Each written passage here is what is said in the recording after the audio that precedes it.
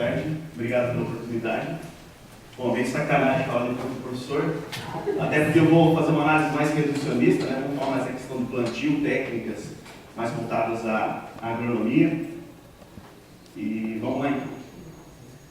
Bom, eu separei alguns slides, assim, eu tenho um curso que a gente já fez pelo grupo de paisagismo de uma tarde toda, então talvez algumas coisas fiquem um pouco desconexas. Mas assim, começando pelos princípios básicos, do ponto de vista agronômico, o que a gente tem que enfocar para iniciar a instalação, a implantação de árvores no sistema urbano, né? Primeiro a gente tem que pensar sempre em começar nos lugares mais fáceis, né?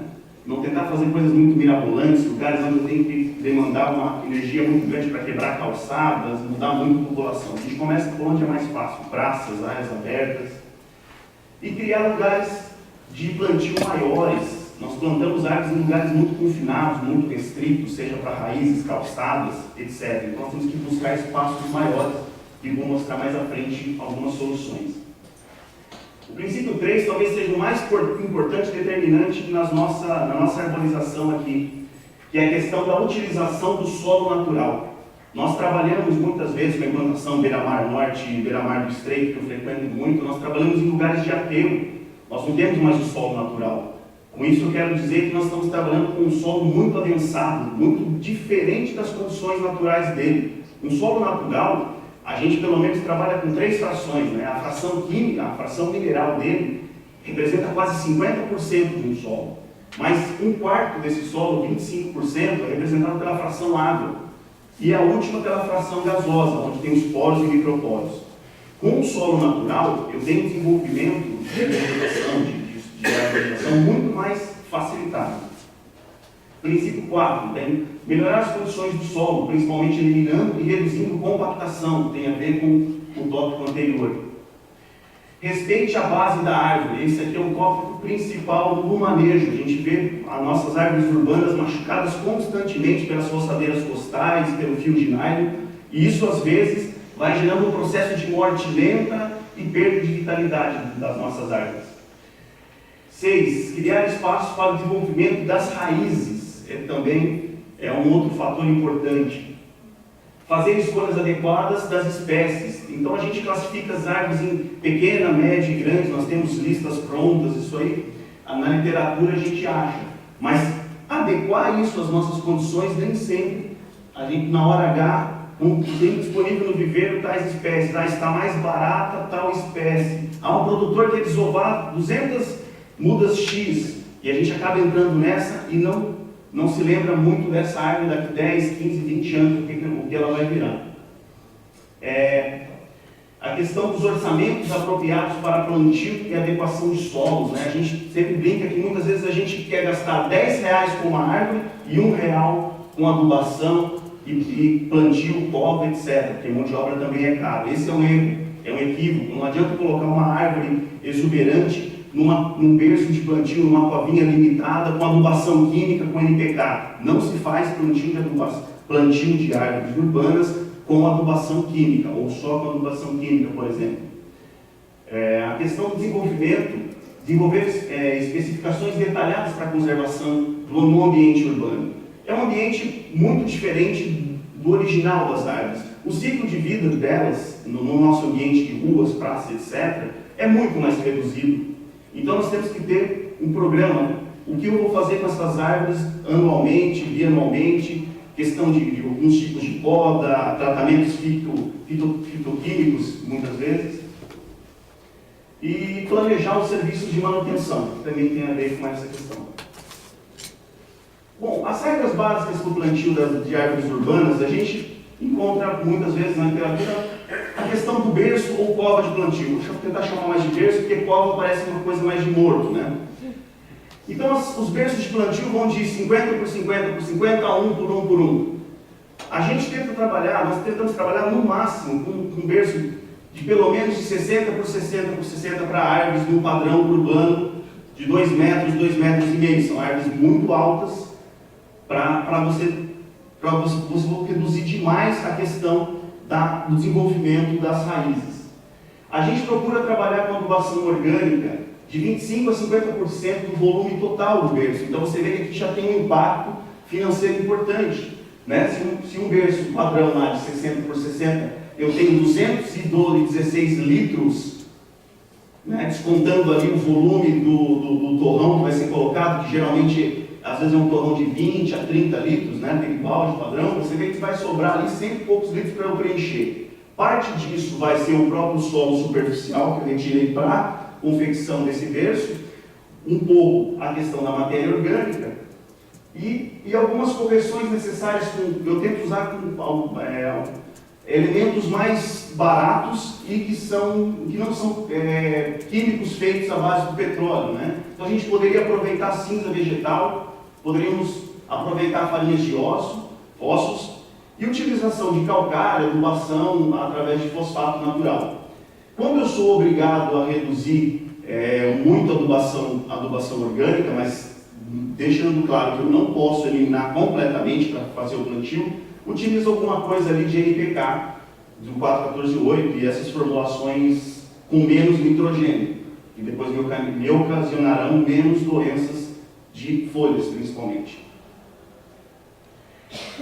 O plantio, importante salientar, é um erro muito comum da forma de plantio do nivelamento. Eu nunca soterro ou aterro demais esse torrão da planta. Ela não suporta, boa parte das árvores, boa parte quase todas, não suporta um aterramento de 10 centímetros de tronco, por exemplo.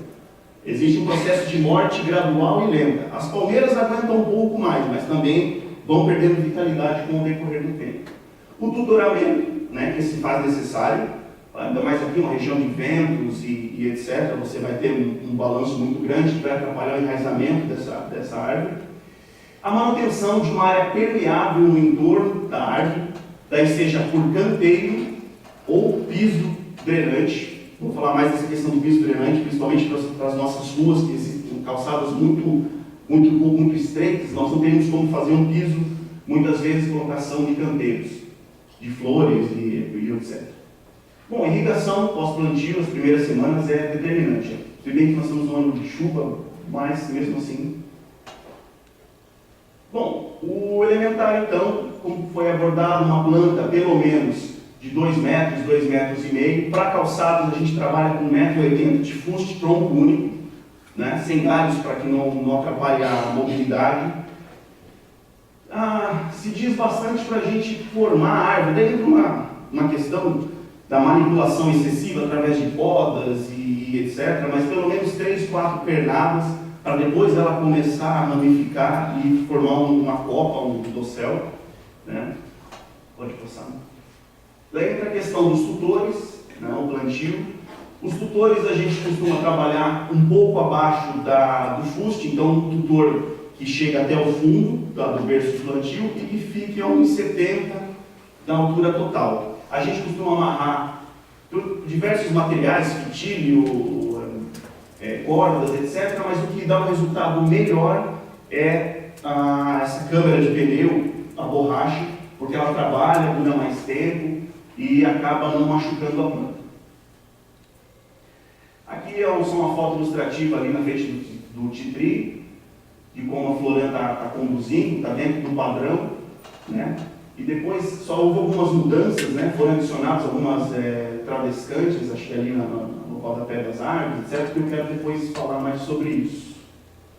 Bom, erro comum é a questão do soterramento, né? Veja que essa muda, não sei se dá para perceber, ela está quase um palmo abaixo do berço de plantio. Isso aqui é uma aberração, uma árvore dessa não vai sobreviver se o solo chegar até lá. E muitas vezes a gente encontra plantadores, assistentes, jardineiros que falam: não, eu vou deixar ela um pouquinho mais baixa para a água da chuva acumular ali. A ideia é boa, desde que ele conseguisse controlar que sedimentos e materiais não fossem acamando ali e soterrassem a árvore numa escala de 1 a 2 a 3 anos. Tá? Mas esse é um erro comum. Não se aterra nem 1 centímetro acima, 1 centímetro no máximo, acima do colo da planta. Já é estipulado que a gente vê naturalmente acima do torrão. Esse é um sistema de tutoramento que é comum ver em outros países, que é a utilização de 2 troncos, né, de duas varas, os 2 estão fora do berço, da área de berço de plantio, amarrados com corda tipo sisal, né?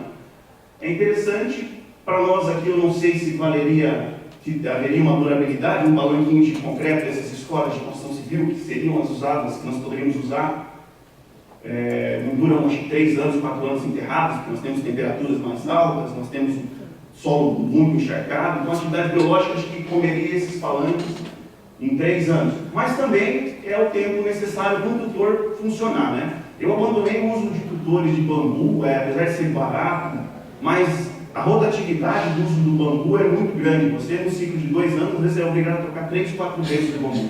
Claro, se fosse um bambu maduro, tratado, tirado na rua certa, ou talvez deixado perder um pouco dos carboidratos dele, lavando, etc., duraria mais, mas hoje não passa de 6 meses. Você também é outro, também vai ser, se não me engano, nos Estados Unidos. Também os tutores em áreas públicas não são feitos por novatos, são sempre 2 com esse amarrio para evitar o trabalho do tronco principal. Bom, tentei fazer uma maneira didática, assim, as primeiras manutenções de 0 a 18 meses, como se existisse um período em que a gente cuidasse mais e outro que cuidasse menos. Mas para a gente ficar assim, um pouco antenado, né? Então, assim, o que a gente tem que observar? As inspeções visual da planta, né? Verificar o vigor das novas folhas e brotações. Eu acho que esse que é o maior indicativo se a planta, entre aspas, está pegando, está enraizando, se adaptou ao ambiente, está respondendo à adubação e ao micro novo ecossistema que eu estou criando ali no solo, né? Ocorrência de pragas e doenças. Não é comum eu plantar uma árvore agora com toda a adubação adequada. É claro que isso, como é rápido, a gente não tem como falar, mas a adubação orgânica pode ocasionar pragas e doenças se eu estou usando uma fonte orgânica não estabilizada. Por exemplo, estou usando um material de uma composteira que não está completamente composto, ou um produto de minhocário também que está nessa condição, ou estou usando uma fonte mineral, por exemplo, aqui não é muito comum, mas uma torta de mamona, que eu tenho níveis de nitrogênio muito alto, vou fazer a planta se desenvolver rapidamente, produção de carboidratos simplificados que vão me gerar, por exemplo, insetos sugadores. É muito comum. Então, quando eu trabalho com uma matéria orgânica já bem estabilizada, não excessiva, ocorrência de pragas e doenças não é comum, tá? Assim, de uma maneira assim, muito sistêmica. Bom, ocorrência de pequenas podridões, feridas, necroses pontuais, isso é decorrência, às vezes, do transporte das mudas, desse trabalho da passadeira, etc. Bom, lembrar que nesse primeiro ano ali, a planta vai estar, o enraizamento dela vai estar saindo do torrão para começar a explorar a área do berço de plantio. Então, essa é a importância do tutor, você evitar que esse tronco trabalhe, de que haja algum tipo de contato físico que fique deslocando a planta. Isso atrasa demasiadamente o desenvolvimento da área. Bom, isso aqui é uma calçada do centro, que a gente encontra muito, sem qualquer tipo de área drenante, e eu acho que eu gostei, quando estava preparando, selecionando as imagens, eu queria focar nisso, que eu acho que é um ponto, do ponto de vista de aproveitamento de água, e para não torturar também esse indivíduo, que nós podemos dar um passo a mais, podemos dar um passo à frente, não exigindo só da questão pública, mas nós como implementamos nas nossas calçadas, em novos atuamentos, etc., que nós poderíamos utilizar. É visto já em alguns lugares aqui, a gente vê essa questão do uso de grelhas, né, aumentando a área, porque assim, nós temos calçadas em lugares que não passam 1 metro, e às vezes ainda nesse 1 metro de calçada, de passeio, ainda tem um poste e mal passa o cadeirante. Eu não tenho como colocar um canteiro ali e restringir a passagem. Então eu preciso fazer uma área drenante que seja possível a acessibilidade e o trânsito de pessoas e objetos, etc. Então a utilização de algum tipo de estrutura que possa permitir a entrada de água, com a água também vai haver a entrada de sedimentos via chuva, via água pluvial, também a troca de gases, né? Lembrando que na história do solo, o solo respira, as raízes respiram, há uma troca de gases, então eu preciso pensar nisso. E existem várias soluções, aqui também no Pedra Branca, quando eu tenho espaço planejado, eu posso pensar em canteiros, e aqui tem um fator a mais. Aqui eu estou diversificando a rizosfera. Então, Se eu tivesse só aquela árvore, eu tenho um tipo de raiz. Se eu estou colocando forração, e aqui eu quero fazer um adendo para a gente um pouquinho diferente de grama, porque as gramíneas são vegetais, né? C3, que tem um processamento muito rápido, e elas consomem muito, às vezes, água e nutrientes, que a gente poderia escolher plantas que fariam esse desenvolvimento radicular sem ser muito agressiva no consumo de nutrientes, principalmente água, né? Então poderia usar arbustos, plantas suculentas, né? outras espécies. Pode passar. Amendoim forrageiro, uma espécie leguminosa, desenvolve bem, dá uma floração, né? Também é uma opção. Também é outra opção, do ponto de vista de cercamento, não se trabalha mais com, pelo menos do meu ponto de vista, fazendo aquelas caixinhas onde acaba virando depósitos de lixo, etc. Né? Essa aqui eu já não sei se em alguns casos no Brasil funcionaria, o cidadão amarrando a bicicleta, como se ver se é interessante ou não. Mas eu mantenho uma área permeável grande, viva, que tem diferenças, né, de troca de raízes, etc. Eu acho interessante. Também, novamente, essa questão de prever a arborização com uma faixa grande de outras espécies embaixo, forração. E voltando para a solução que eu acho para a região central, regiões de calçadas pequenas, estruturas urbanas que vão contribuir com a árvore e com o mobiliário. Aqui sim é um lugar planejado, o cidadão pode amarrar a bicicleta, né? A gente vê o acúmulo de folhas, essas folhas, se não forem retiradas, no nosso caso, em pouco tempo, já tem um processo de decomposição, também há uma ciclagem limitada de nutrientes, mas existe e é considerável. E a questão de embelezamento, né? Você não vê, pelo menos você não sente dó de uma árvore que tem concreto abraçando o colo inteiro dela.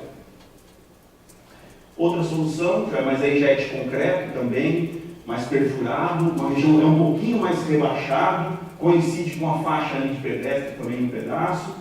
É interessante, você tem uso praticamente total do calçamento, né? Tem uma restrição, tem outros sistemas de anéis, em que quando a árvore vai expandindo o tronco, você retira os anéis e mantém essa área permeável. Essa aqui está dentro de um padrão, pelo menos quase 1 metro, 1,5 metro por 1,5 metro. A gente costuma dizer que pelo menos do ponto de vista teórico, árvores de porte médio a alto, nós precisamos de uma área permeável no mínimo de 2 metros quadrados. É bem teoria para os nossos padrões locais. 2 metros quadrados em região central nenhuma a gente vai conseguir colocar isso, né? Bom, a manutenção de árvores jovens, há 1 ano e meio para frente, vamos chamar assim, né? A gente provavelmente já abandona o uso do tutor, porque a gente já entende que aquela fase inicial de ocupação do sistema radicular naquele berço de plantio já foi efetivado. Realizações de podas de formação, galhos com diâmetro até meio centímetro. O ideal é não manipular demais a planta, não fazer podas excessivas.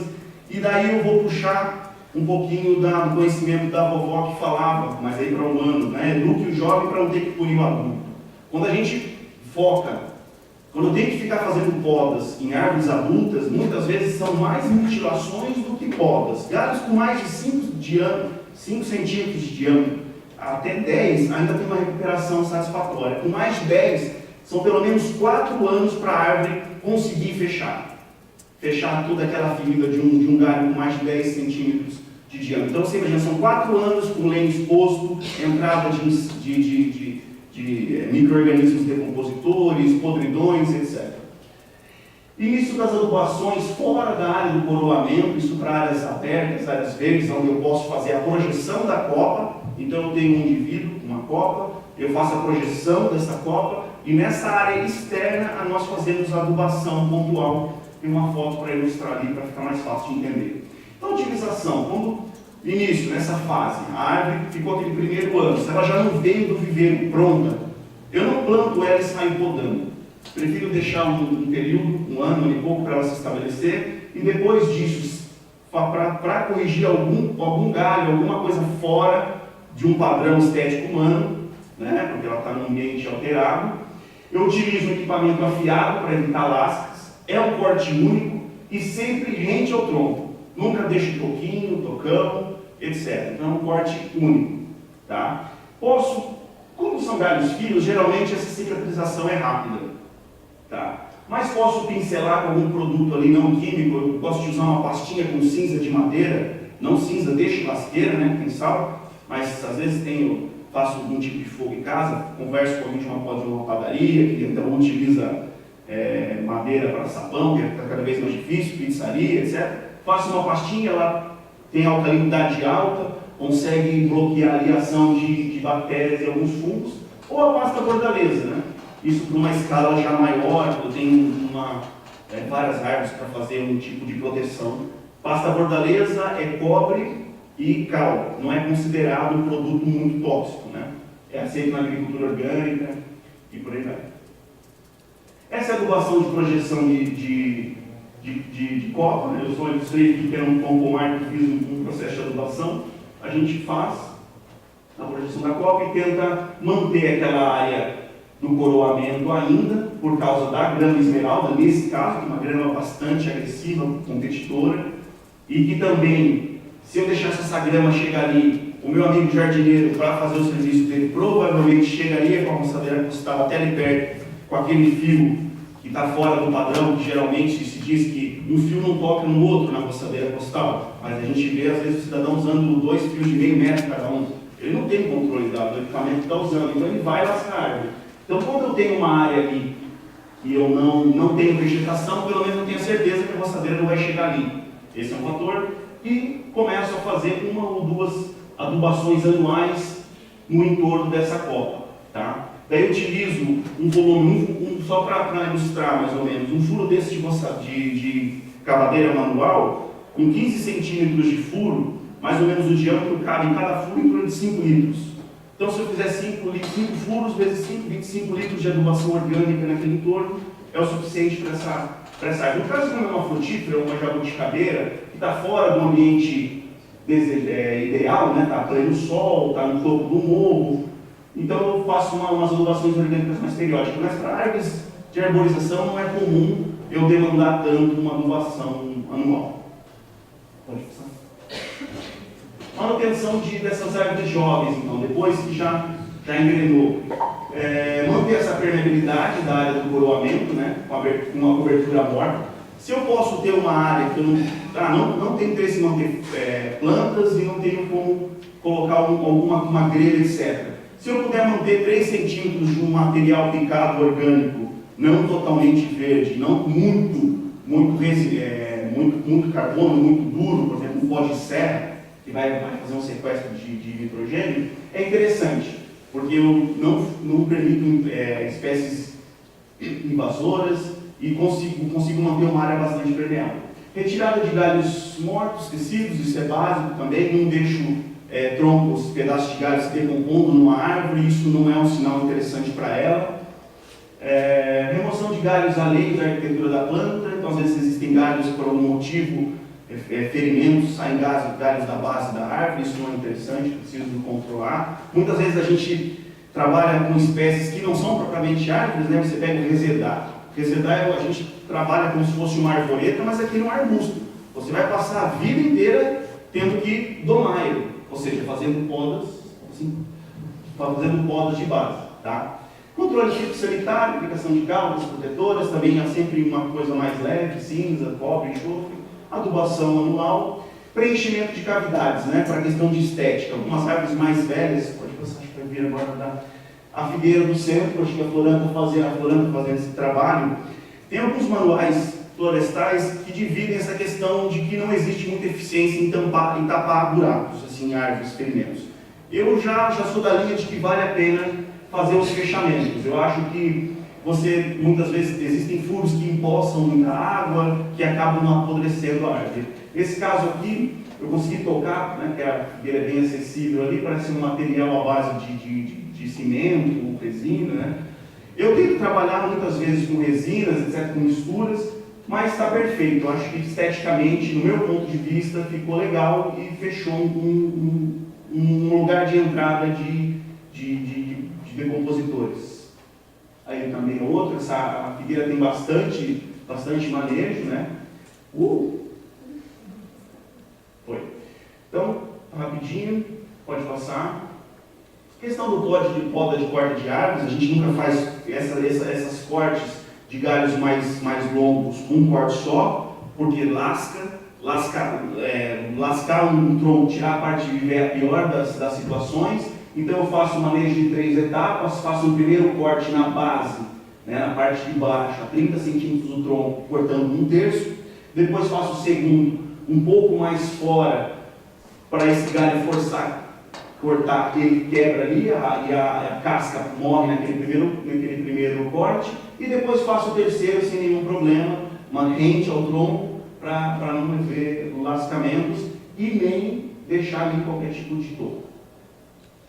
Aqui não é uma coisa muito usual, poda de raiz, só coloquei para citar mesmo, porque alguns empreendimentos acabei tendo que fazer esse trabalho vai construir um prédio, sempre vai ficando cada vez mais vertical, um terreno minúsculo, você tem árvores antigas que você não pode retirar, e daí você entra com um processo junto à florama para poder fazer uma poda. Então esse aqui foi um trabalho interessante, pelo menos, porque se eu deixar a raiz daquele jeito ali, ia vir uma cortina, né?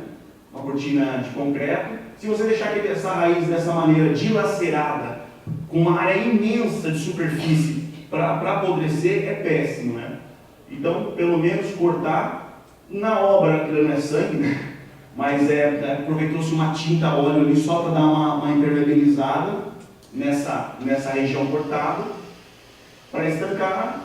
A princípio já faz quase 5 anos, vai para 5 anos agora. Essa árvore está bem, não demonstra nenhum assim, como é que se diz, um resquício de assim, um impacto maior nela, né? Isso aí são podas geralmente feitas, né, de uma maneira equivocada. Daí na parte aérea você vê um lascamento forte na parte de baixo e em cima, e galhos muito maiores que 10 centímetros do lenho exposto. A gente já vê furos ali de brocas, etc. Então não é interessante. Primeiro que não é interessante esperar uma árvore desse tamanho para fazer poda. E se eu tiver que fazer, eu não faço assim. Tem um método para fazer e uma proteção ali, algum produto, ou até mesmo um verniz incolor, alguma coisa ali para deixar, até que essa casca vai demorar pelo menos 4 a 5 anos para fechar essa mutilação. Né? Também a mesma coisa, o tronco cortado assim, com um lascamento, totalmente exposto, de uma cipiruna não é o mais indicado. Bom, desculpa a correria, obrigado, espero não ter falado muita bobagem.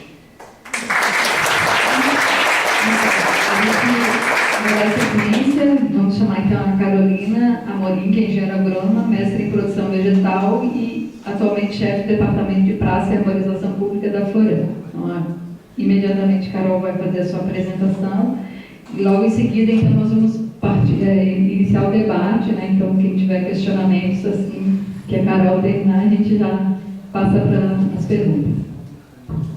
Boa tarde. A minha fala que eu vou fazer aqui é mais mostrar o que nós lá do departamento técnico viemos fazendo efetivamente no dia a dia, no nosso trabalho no dia a dia aqui na arborização urbana. Né? Só para dar uma introdução, né? Então tem alguns autores que dizem, né, que as árvores são equipamentos urbanos multifuncionais, eficientes e de baixo custo. Mais ou menos nessa visão, e compactuando muito com o que o professor falou, a Denise falou no início, a gente tem que começar a olhar para as árvores que estão no meio urbano com esse olhar, com esse enfoque mais holístico, não simplesmente que ela está ali só porque ela é bonita, ou só porque ela dá flor, ou só porque ela dá sombra. Ela presta vários serviços ambientais, né? E é isso que a gente tem que começar a prestar atenção, né? Então, os benefícios, né? Acho que a maioria já sabe, né? Sombra. Por que a gente planta uma árvore lá no estacionamento dos carros? Para dar sombra dos carros. Elas embelezam, diminuem a temperatura, né? Fazem esse trabalho de redução de temperatura, redução de enxurradas e enchentes, preservam a biodiversidade no meio urbano, né? Nessa conversa que a gente já vem tendo, né? De utilizar o meio urbano, porque nós é que nos inserimos aqui, né? A mata já estava aqui há muito tempo. Então, as cidades foram crescendo e foram dessa mata. Então, reduzem as enxurradas, preservam a biodiversidade, abrigo e alimento para pássaros, né? Nessa questão de criar os corredores, atrair a avifauna, reduz poluição sonora, melhora a qualidade do ar.